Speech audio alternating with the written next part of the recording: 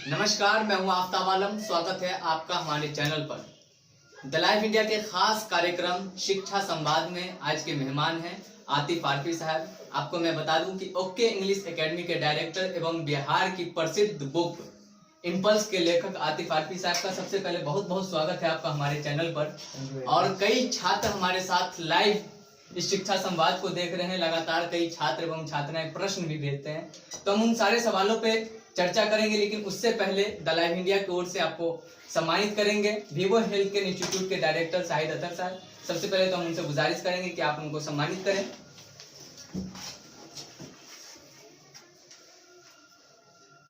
और हमारे साथ कई छात्र एवं छात्राएं लाइव जुड़ चुके हैं। मैं आपसे पहले गुजारिश करूंगा कि आप वीडियो को शेयर करिए ताकि और भी छात्र एवं छात्राएं हमारे साथ लाइव जुड़ सके। सबसे पहले सर, इस समय जो इस बार का जो एग्जाम है, परीक्षा है सर, क्योंकि कोरोना महामारी के लगभग पूरे 9 महीने सभी शैक्षणिक संस्था बंद है, उसके बाद एग्जाम होने जाए, छात्रों के लिए कितना कठिन हो सकता है?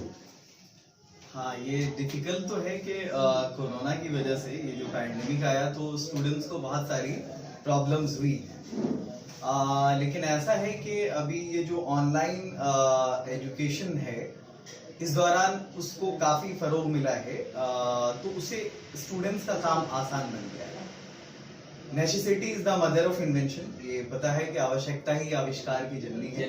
तो जरूरत पड़ी तो ऐसा है कि ऑफलाइन क्लासेस ठप हुई हैं, बट ऑनलाइन क्लासेस ठप नहीं हुई हैं। हाँ, ये है कि ऑनलाइन क्लास ऑफलाइन क्लास का सब्स्टिट्यूशन नहीं हो सकता है पूरी तरह से, बट अगर स्टूडेंट्स को जगह मिल गई हो, सही ऑनलाइन प्लेटफॉर्म मिल गए हो, तो उनका काम हुआ है अच्छे तरीके से।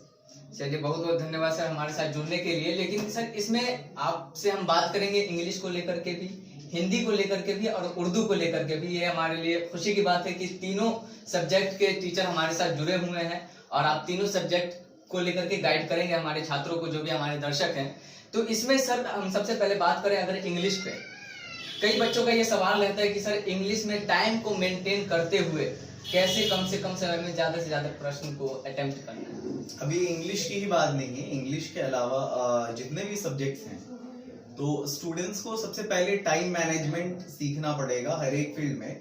और जब वो एग्जाम दे रहे होते हैं तो उनके सामने पूरा 3 या सवा 3 घंटे का जो वक्त होता है, उसमें सबसे पहले उनको प्ले करना है उन क्वेश्चंस के साथ जिसमें वो ज्यादा कंफर्टेबल फील करते हैं। तो जिस क्वेश्चंस में स्टूडेंट ज्यादा कंफर्टेबल हैं उसको पहले अटेम्प्ट करें। उसका एक सबसे बड़ा बोनस पॉइंट ये होगा कि स्टूडेंट्स का जो मनोबल है ना, वो बढ़ेगा। उनको ऐसा फील होने लगेगा कि हम भी अच्छा कर रहे हैं, तो फिर आगे के जो क्वेश्चंस बन जाते हैं उस पर भी वो जो है टाइम मिलने के बाद जो मतलब एफर्ट है उसको फिर वो बाद में वहां पर लगाएं। पहले हल्के क्वेश्चंस को प्ले करना है और जो डिफिकल्ट काम है उसको बाद में करेंगे जब उनके पास टाइम बचेगा। पहले ही अगर वो डिफिकल्ट क्वेश्चन में टाइम अपना वेस्ट कर देते हैं तो फिर बाद में उनके लिए दिक्कत हो जाएगी।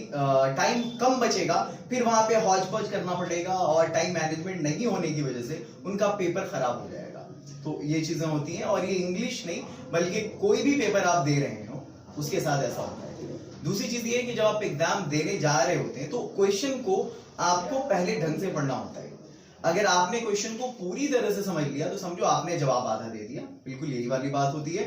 तो सबसे पहले जो है आपको क्वेश्चन को ढंग से समझना पड़ेगा कि हमसे पूछा क्या जा रहा है। और उसमें ऐसा होता है कि स्टूडेंट्स के सामने ऐसे भी मेरे सामने क्वेश्चन आए कि सर 2 मार्क्स के क्वेश्चंस हैं, सॉरी हाँ, और 2 मार्क्स के क्वेश्चंस में कहा जा रहा है कि आप 50 या 60 वर्ड में आंसर दें।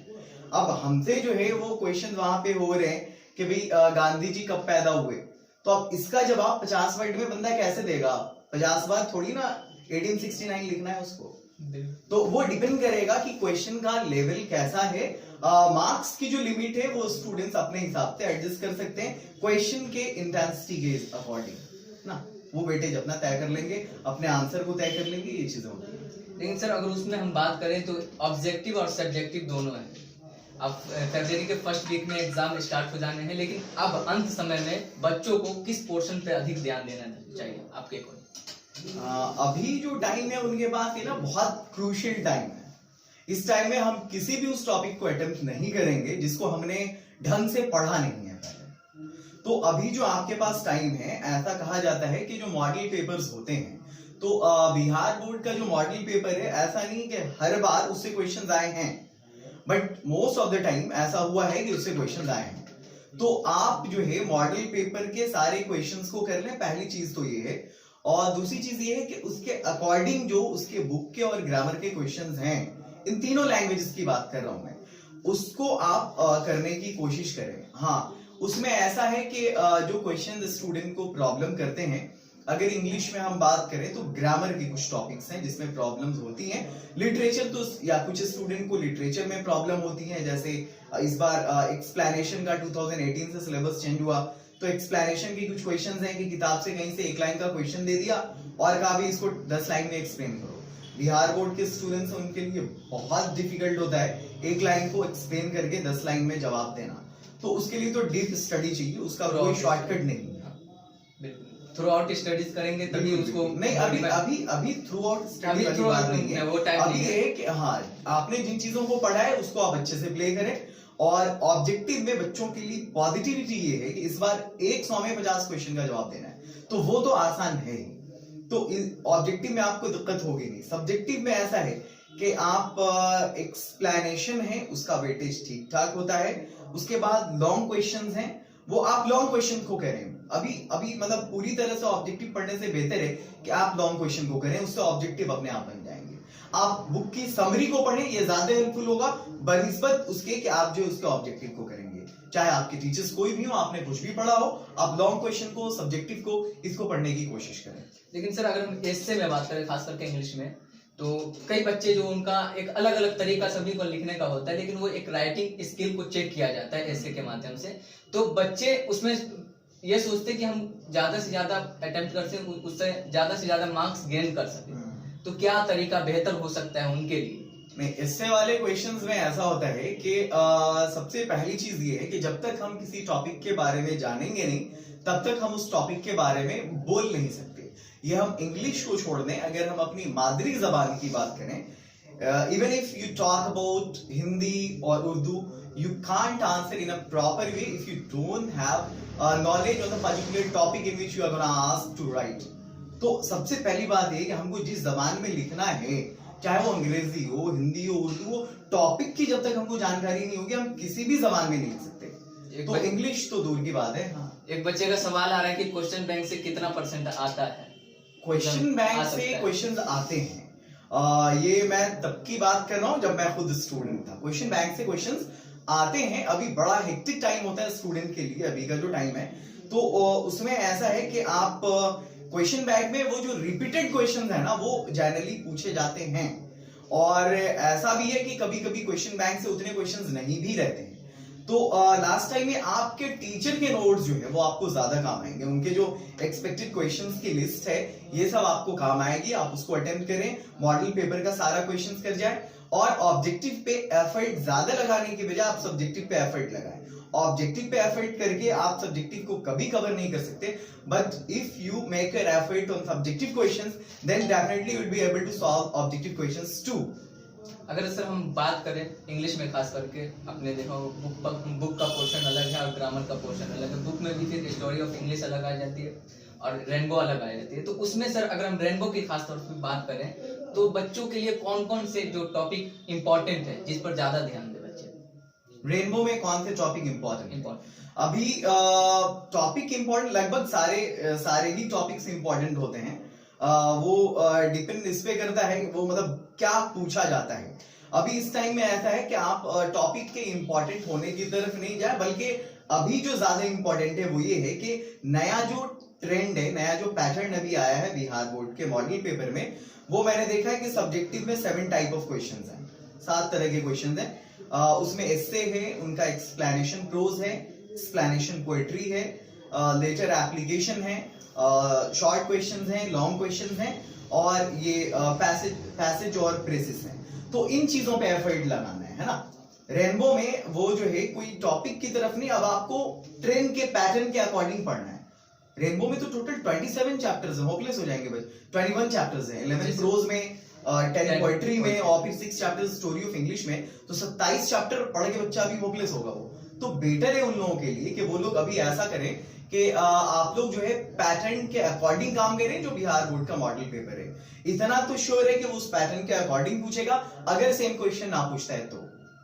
अगर स्टोरी ऑफ इंग्लिश में बात करें तो सर, स्टोरी ऑफ इंग्लिश में जो लॉन्ग क्वेश्चंस हैं कुछ वही अक्सर पूछे जाते हैं रिपीट करके, जैसे how is English a world language, अंग्रेजी को आज वर्ल्ड लैंग्वेज या इंटरनेशनल लैंग्वेज या ग्लोबल लैंग्वेज क्यों कहा जाता है, ये क्वेश्चंस आते हैं। अगर हम बात करें इंग्लिश में, स्टोरी ऑफ इंग्लिश में, तो ये क्वेश्चंस रहते हैं, why has English become so popular in India, what are the difficulties faced by Indians in learning English. और ये जो क्वेश्चंस हैं जैसे future of English India, what is the future of English in India, ये भी question है, ये important होता है। और उसमें 4-5 क्वेश्चन है, अक्सर उसको घुमा फिरा के वही क्वेश्चंस पूछे जाते हैं। ओल्ड मॉडर्न, हाँ वो चीजें हैं। Old English, middle English, modern English, इस पे भी एक पे नोट पूछा जा सकता है, वो पढ़ना चाहिए, और वो भी बहुत ज्यादा डिफिकल्ट नहीं है। चलिए सर, अगर हम मूव करते हैं आप दूसरे सब्जेक्ट की ओर, हिंदी की ओर, तो हिंदी में बच्चों के लिए क्या क्या इंपॉर्टेंट हो सकता है? हिंदी में जो चीजें मैंने बताया है इंग्लिश में, वही सारी चीजें जो है हिंदी में आती, क्योंकि लिटरेचर में ना तीनों इक्वल है बिल्कुल। मैंने देखा है, तीनों लिटरेचर को पढ़ा है मैंने, इंग्लिश के, हिंदी के और उर्दू के भी, और वो उनको अगर मैंने मवाजना किया है तो पैटर्न लगभग सेम है सबका। मैंने जो ट्रेंड देखा है क्वेश्चन का, तो हिंदी का और उर्दू का, उस दोनों का जो पैटर्न है ना वो भी सेम है। अगर उसमें प्रेसेस पूछा गया है तो इसमें भी संक्षेपण है, और उसमें तलखीस है, ये पूछा जाता है। वहां एक्सप्लेनेशन है तो यहाँ भी व्याख्या है, और उधर भी तशरीह उर्दू में पूछी जा रही है। ये सारी चीजें हैं। आप ऑब्जेक्टिव पे उतना फोकस ना करें, उस पे उतना एफर्ट नहीं लगाएं, आप सब्जेक्टिव पे काम करें। और उसमें तीनों ही सब्जेक्ट के जो सेक्शन बी के जो क्वेश्चंस हैं, उस सेक्शन बी के क्वेश्चंस में आपको जाना है, और जो भी क्वेश्चंस वहां पूछे गए हैं सेक्शन बी में, जो पैटर्न है, जैसे आपको हिंदी में व्याख्या, उर्दू में तशरीह कह लें आप, हिंदी में जो आपके लघु उत्तरीय प्रश्न है तो उसमें मुख्तसर सवालात हैं, ये सारे हैं, या वो उसके दीर्घ उत्तरीय प्रश्न है तो तवील सवालात हैं, तलखीस हैं, तो ये सारी चीजें। वैसे हिंदी उर्दू में इन क्वेश्चन में बच्चों को ज्यादा ट्रबल नहीं होती है। उसकी वजह ये है कि इनकी मादरी जबान है, तो इनको वहां पे दिक्कत नहीं होगी। मजमून लिखने में या लेख लिखने में हमारे यहाँ की जो टेरिटरी है, तो इन बच्चों को दिक्कत नहीं होती है। हाँ, इंग्लिश में कहें तो उनको दिक्कत है, बट हिंदी उर्दू में दिक्कत नहीं है। हिंदी उर्दू में इनको दिक्कत होती है ग्रामर में। अगर इनसे ये कहा जाए संधि को एक्सप्लेन करो, वहां दिक्कत होगी। इनसे कहा जाए कुन्नियत, लक़ब, खिताब, तखल्लुस, उर्फ में क्या फर्क है, इसको वादा करो, इनको यहाँ पे दिक्कत होगी। जामिद, मस्दर, मुश्तक, इसमें यहाँ इनको तकलीफ होगी। इसमें नकरा, इसमें आम, इसमें मारफा खास, इन सब चीजों में वो ग्रामर के पोर्शन पे अभी अगर चाहें तो थोड़ा सा एफर्ट लगा के इन चीजों को ठीक कर ले, मार्क्स बहुत ग्रूम होगा। और इस बार ना वो ज्यादा परेशान होने की जरूरत नहीं, बहुत अच्छे मार्क्स मिलने वाले हैं, ये मैं जान रहा हूँ। इसलिए मैं जान रहा हूँ कि बच्चों के पास ऑप्शंस बहुत हैं। अब 10 क्वेश्चन में से 5 ही क्वेश्चन करने हैं। ऐसा नहीं है कि बच्चे लापरवाह हैं या लॉकडाउन हो गया तो उन्होंने पढ़ा नहीं है, उन्होंने अपना सब्स्टिट्यूशन खोज लिया है। बहुत, अब जो YouTube चैनल्स हैं, इतने सारे डिडैक्टिक चैनल्स हैं, यानी वो शैक्षणिक चैनल्स जिनको कहते हैं, उसको डिडैक्टिक बोलते हैं।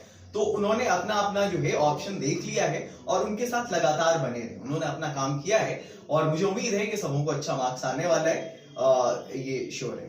सर, अगर हम हिंदी उर्दू में बात करें तो बच्चे ज्यादातर मोस्टली ये देखा गया कि बिल्कुल अंतिम समय में आकर उस पर नजर डालते हैं। आप भी देखे होंगे बच्चों को बिल्कुल अंतिम समय में शुरू से उनको नजरअंदाज करके चलते हैं। अगर उसमें अगर आप बताते हैं बच्चों के लिए जो दोनों सब्जेक्ट में जो इम्पोर्टेंट हो, बच्चों को अगर आप बताएं तो कि उस पर ज्यादा फोकस किया जाए, आप उसको पढ़ करके स्कोर गेन कर सकते हैं, अच्छा स्कोर कर सकते हैं। अब ऐसा है कि हिंदी उर्दू ही नहीं, हमारे यहाँ प्रॉब्लम ये है ना कि जो भी स्टूडेंट्स हैं वो इंग्लिश, हिंदी, उर्दू, ये तीनों लिटरेचर है ना, और लिटरेचर होने के साथ साथ ये तीनों लैंग्वेज भी है। ये लोग अगर साइंस के स्टूडेंट हैं तो ये फिजिक्स, केमिस्ट्री, मैथ्स, बायो पे फोकस करते हैं। कॉमर्स के स्टूडेंट हैं, ईपीएस, बीएसटी, इकोनॉमिक्स पे फोकस करते हैं। अगर ये आर्ट्स के स्टूडेंट हैं, history, polity, economy, geography, political science, psychology, philosophy, इन पे फोकस करते हैं। करना चाहिए फोकस, अच्छी बात है। लेकिन literature is the science of all science and arts of all arts. इन सारी जबानों को पढ़ते हम किस में? इन सारे सब्जेक्ट्स को हम किस जबान में पढ़ते हैं? अंग्रेजी में, हिंदी में, इन सब जबानों में पढ़ते हैं। तो उनको फोकस सबसे पहले इंग्लिश पे करना था। They had to learn English first. They had to learn Hindi and Urdu first. और इंग्लिश तो छोड़ दें आप, हम तो ये कहते हैं कि वैसे भले मैं इंग्लिश का टीचर हूँ, बट माफी जमीर की अदायगी की बात होती है तो मैं जिस जबान को अहलियत देता हूँ वो मेरी मातृ जबान है। ये चीज जरूर है। हमारे यहाँ इंग्लिश छोड़े बच्चों को हिंदी और उर्दू पढ़ने में बड़ी मतलब बोलने में, अपनी बातों को उसमें, अपने विचारों को व्यक्त करने में, just to express their ideas, even they have problem in their own languages. They can't even express themself in Hindi और Urdu, then what to talk about English. ये चीजें हैं और इसमें कमी है उनके गार्जियन की, इसमें कमी है उनके टीचर्स की जो अदर सब्जेक्ट के हैं। Even they just force that you don't have to give effort on English or Hindi or something else. Even after taking admission in medical and engineering, not in medical, there are so many branches in medical as well. If you have opted bio, even after taking admission in management and in whatever field they take admission, they feel problem in English when it comes to lecture. They just call me even after taking their admission that sir, I'm just feeling a lot of problem over here. Actually, we have got English environment. I'm not able to parallelly step up myself with the faculties who just come and teach over there. So how can I deal with them? They feel problem. तो आपको पढ़ना था अंग्रेजी को पहले, you had to give priority at that time. लेकिन आपने नहीं दिया, आप इन चीजों को आउट ऑफ स्टेशन जाके भुगतते हैं। तो आप जिंदगी में मतलब आपने आप जब पैदा हुए और आपने शुरू किया, जब आप जा रहे होंगे तो आप जबान को लेके जा रहे होंगे, है ना, वरना इशारों में जबान चल रही होती। आपको फोकस करना था लैंग्वेज पे। जहां तक ये क्वेश्चन है कि उनको पढ़ना किसमें था, हिंदी और उर्दू में, तो मैंने कहा अभी ये चीजें इंग्लिश के साथ हिंदी उर्दू पे भी एप्लीकेबल है। आप नई चीजों को ट्राई मत करें। You don't have to try new things, क्योंकि आपके पास ऑप्शंस बहुत हैं। अगर आपको ये पूछा जाता है ऑब्जेक्टिव क्वेश्चन, सपोज हम बात करते हैं संधि की, क्वेश्चन नहीं आ रहे तो मुहावरा से काम कर लेंगे। अगर आपको क्वेश्चन पूछा जा रहा है, बच्चों को प्रॉब्लम होती है वर्ण के बारे में, प्रॉब्लम है उसमें, निकल जाओ वहां से, तुम ये क्वेश्चन बना लो अनेक शब्दों के लिए एक शब्द। जिसपे कम एफर्ट लग रहा है उस पर खूब फोकस कर लो। जो बहुत ज्यादा डिफिकल्ट क्वेश्चन है उसको करने की जरूरत ही नहीं है। ये चीजें हैं, क्योंकि 100 में 50 करना है। ऐसा नहीं कि आपने अगर 55 क्वेश्चन का आंसर दे दिया तो आपको 55 मार्क्स मिलेंगे, ऐसा नहीं है। तो नया एफर्ट मत लगाओ, आपने जो कर लिया बहुत काफी है। That is too enough whatever you have done. अब उसमें ये देखना है कि हम जिसमें बहुत इजीली प्ले कर सकते हैं तो वहां पे उस पे फोकस करना है, ना कि उन चीजों पे क्योंकि आपके पास टाइम नहीं, you don't have plenty of time that you can give a lot of time over there and you can make that. तो नई चीजों को ट्राई नहीं करना है। ऐसा तो नहीं कि मेहनत करने की वजह से लोग बच्चे इंग्लिश की तरफ से मूव कर जाते हैं। आपने भी देखा होगा कि जो बच्चे 11th में आते हैं वो इंतजार करते हैं जब 12th में जाएंगे तब इंग्लिश पढ़ेंगे, मतलब 11th की इंग्लिश ऐसे नहीं। एक्चुअली ऐसा है कि ये इस पर एक बड़ी बहस होनी चाहिए कि बच्चों को प्रायोरिटी किस लैंग्वेज को देनी चाहिए। मैं देखता हूं कि हिंदुस्तान सबसे ज्यादा एक साल में मोर देन 12 lakhs जो है इंजीनियर्स को प्रोड्यूस करता है, बट क्या उन सारे को नौकरी दे पाता है? Is India able to employ 13 lakh engineers in a year? They are never able, even they are not capable, because की उतनी जगह नहीं है। अपने बच्चों को आप इंजीनियर्स बना देते हो, 5 लाख खर्च करके बीटेक इंजीनियर्स बना देते हो। आपको मालूम है कि एक ITI करने वाला लड़का वो भी 10,000 की जॉब पाता है, उसको मुश्किल से साल भर लगते हैं, 2 साल लगते हैं और पैसे भी उसके 15-20 हजार खर्च होते हैं। आपने 5 लाख लगाया, 5 साल लगाया, तब वो 10,000 की जॉब कर रहा है। हम क्यों ऐसी पढ़ाई करवाएंगे? क्योंकि अल्टीमेटली अगर आप मुझसे पूछो तो भाई जब तक वो अपनी फैमिली को मेंटेन नहीं करेगा, खुद को मेंटेन नहीं करेगा, इकोनॉमिक फ्रीडम के लिए जनरली लोग पढ़ते हैं। ये चीजें हैं पैरेलली, लेकिन ये भी चीजें हैं कि इंसान के अंदर ह्यूमैनिटी आनी चाहिए, ये अच्छी चीज है। तो आपको जो है और वो होनी चाहिए, अल्टीमेटली बच्चे करते हैं उसको। तो मेरे कहने का मतलब है कि आप ऐसी पढ़ाई क्यों कराओगे जो फ्रूटलेस हो? फ्रूटफुल पढ़ाई कराओ, उसके बाद वो इंग्लिश सीखते हैं कल को बीटेक करने के बाद। तो ये चीज उनके लिए बेटर नहीं है। आप लैंग्वेज पे फोकस करो, लैंग्वेज सीखो। अगर आपने लैंग्वेज सीख लिया तो आप डोमिनेट कर सकते हो पूरे वर्ल्ड को। ये चीजें जरूर है। लेकिन चलिए सर, हम उसमें भी अगर बात कर लेते हैं, अगर आप अंग्रेजी पे बात कर रहे थे तो चर्चा एक और हो जानी चाहिए इसी में। बिहार बोर्ड में मैट्रिक लेवल पे कंपलसरी नहीं है इंग्लिश। ये भी देखा गया है कि उसी वजह से बच्चे ध्यान नहीं देते हैं इंग्लिश पर, क्योंकि जो आपने भी देखा होगा बच्चों को डर सताता है मैथ का, पूरा दिन मैट्रिक में मैथ पढ़ रहा है, डर सताता है साइंस का, पूरा दिन पढ़ रहे हैं, फिर सोशल साइंस पे कम ध्यान दें। तो जैसे मतलब मार्क्स बेसिस पे बच्चे स्टडी करते हैं। इस पे अगर आपका रिएक्शन मैं चाहूँ एक्चुअली एक चीज मैं मानता हूँ कि जिंदगी में जिस चीज की सबसे ज्यादा वैल्यू है ना, वो एक्सीलेंस है। मैं अपने बच्चों से कहता हूँ अपने अंदर एक्सीलेंस पैदा करो। मैं जब इस फील्ड में आया था, टीचिंग के फील्ड में, that's when I was 16 years old only.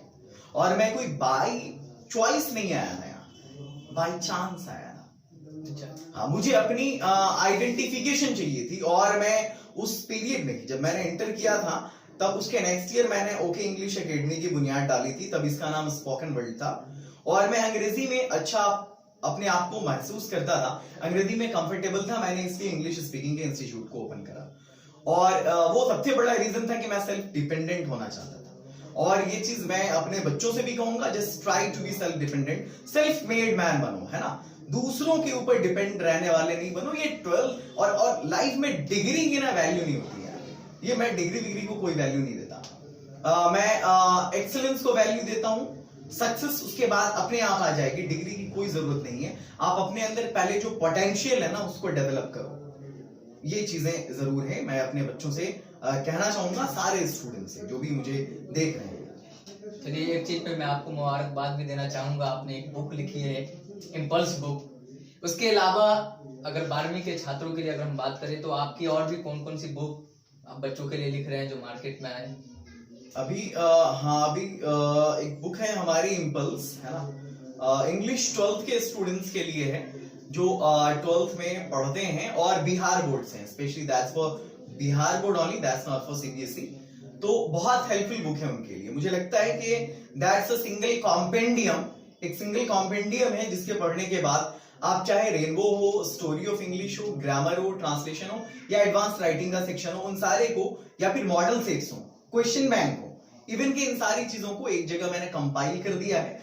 और बहुत सिस्टमैटिक वे में है बच्चों के लिए। एक सिंगल बुक और 90+ मार्क्स, ये तो श्योर है आपने अगर उस पूरी किताब को कर लिया तो। और मुझे लगता है कि रेनबो और स्टोरी ऑफ इंग्लिश के अलावा बिहार की वो पहली बुक है जो इंग्लिश के लिए किसी दूसरे राइटर ने लिखी हो, स्पेशली 12th के स्टूडेंट्स के लिए, बिहार बोर्ड के लिए। और अभी मैं रेनबो राइडर नाम से एक बुक पे काम कर रहा हूँ, वो दैट्स अंडर पब्लिकेशन। तो उसमें ऐसा है कि रेनबो का लाइन बाय लाइन मैंने उसमें हिंदी ट्रांसलेट किया है। और भी बहुत सारी नई चीजें हैं उस बुक के अंदर, जो मेरा अपना इनोवेशन है उसमें। तो मुझे लगता नहीं कि टीचर की जरूरत पड़ेगी उसको समझने के लिए। मैं बता दूं कि जैसे एक पोएम है, sweetest love I do not go, पहली पोएम है बुक की। सॉन्ग ऑफ माई सेल्फ है, now the leaves are falling fast, ये चैप्टर्स हैं उनके। प्रोज के सेक्शन को तो कोई भी डील कर देता है। पोइट्री वाले सेक्शन में ऐसा होता है कि टीचर्स को खुद पढ़ाने में दिक्कत होती है। वो उसका लिटरल मीनिंग बताते हैं, जिसको हम लग़वी माने कहते हैं, है ना, जिसको हिंदी में शाब्दिक अर्थ कहते हैं। तो मतलब टीचर्स उसका लिटरल मीनिंग बताते हैं, उसका जो इंप्लाइड मीनिंग है, जिसको हम हिंदी में भावार्थ कहते हैं, जो मफहूम है, इसको बताने से टीचर्स कासिर रहते हैं। तो मैं जो काम कर रहा हूं उस किताब पे, रेनबो राइडर पे, बच्चे खुद से पढ़ के उसको लाइन बाय लाइन समझ जाएंगे। उनको टीचर्स की जरूरत नहीं पड़ेगी रेनबो और स्टोरी ऑफ इंग्लिश को पढ़ने के लिए। चलिए, बहुत बहुत शुक्रिया सर हमारे साथ जुड़ने के लिए। और मैं सबसे पहले अपने खास स्पॉन्सर का शुक्रिया अदा करना चाहूंगा, जिनकी वजह से मैं इस खास कार्यक्रम को करवा पा रहा हूँ। NICTA physics achiever, Z coaching, Pragati mathematics, Arya educational consultant, Kamal classes, Alkalam academy, apex institute. मैं इन सबका तहे दिल से शुक्रिया अदा करता हूँ। आखिर में सर, आप अपनी तरफ से छात्रों को और गार्जियन दोनों को क्या संदेश देना चाहेंगे? स्टूडेंट्स के लिए ये है कि भी अपने जो ये टाइम है आप लोगों के बचे हुए, अब एक हफ्ता लगभग, मुझे लगता है 2 से 3 दिन बच गया है, तो बहुत कीमती टाइम है ये। नए रिवीजन के चक्कर में अपने ऊपर इसको हेक्टिक मत कर लेना, वरना सारी चीजें आप फौज कर जाओगे। बेहतर आपके लिए ये है कि आपने जो पढ़ा है वो आपके लिए बहुत सफिशिएंट है, आप रिवाइज करें उसको। बहुत सारे ऑप्शंस हैं आपके पास, मतलब ट्वाइस ऑप्शंस हैं। 10 में 5 करना है, 6 में 3 करना है, 100 में 50 करना है। क्वेश्चंस की बात कर रहा हूं मैं, तो बड़ा आसान है आपके साथ। मेरी नेक ख्वाहिशात हैं, my best wishes are with you and you can play it very easily. दूसरी चीज है, एक लिटरेचर और एक जबान का मुअल्लिम होने के नाते, just being a teacher of literature and language, ये मेरी सारे गार्जियन से एक गुजारिश है। दैट्स माय रिक्वेस्ट कि आप अपने बच्चों को अच्छा बोलने वाला बनाएं। चलिए बहुत खूबसूरत बोलने वाला बनाए। ये चीजें जबान पे मेहनत करें। आप कोई भी लैंग्वेज हो, जरूरी नहीं आप इंग्लिश में बहुत अच्छे हो, आप हिंदी में बहुत अच्छे बन जाए, आप उर्दू में बहुत अच्छे बन जाए, बोलना आप सीख लें। हाँ, इंग्लिश आज के एज की डिमांड है, बिना उसके आप कामयाबी को एक्सपेक्ट नहीं कर सकते। That's international language today. जहां भी आप जाएं, that's the language of trade and marketing, telecom and banking, internet, everywhere, medicine. तो आपको इंग्लिश को प्रायोरिटी देना चाहिए। चलें ठीक है, मैं इन्हीं वर्ड्स के साथ अपने आप को यहीं पे अपनी स्पीच को खत्म करता हूं और फिर इस डेलिब्रेशन को मुझे उम्मीद है कि ये काफी फ्रूटफुल रहा होगा। बहुत शुक्रिया आपको। तो फिर मिलते हैं हम आपसे अगली वीडियो में। अगर अभी तक आपने हमारे चैनल को सब्सक्राइब नहीं किया है तो आप YouTube पर जाइए, चैनल को सब्सक्राइब कर दीजिए। आपकी जानकारी के लिए मैं बता दूं कि अब तक के शिक्षा संवाद के सभी कार्यक्रम की वीडियो मैंने प्लेलिस्ट में तैयार करके रख दिया, आप वहां पर भी जाकर वॉच कर सकते हैं। तो फिर मिलते हैं हम आपसे अगली वीडियो में। आप पेज को लाइक करें, वीडियो को शेयर करें।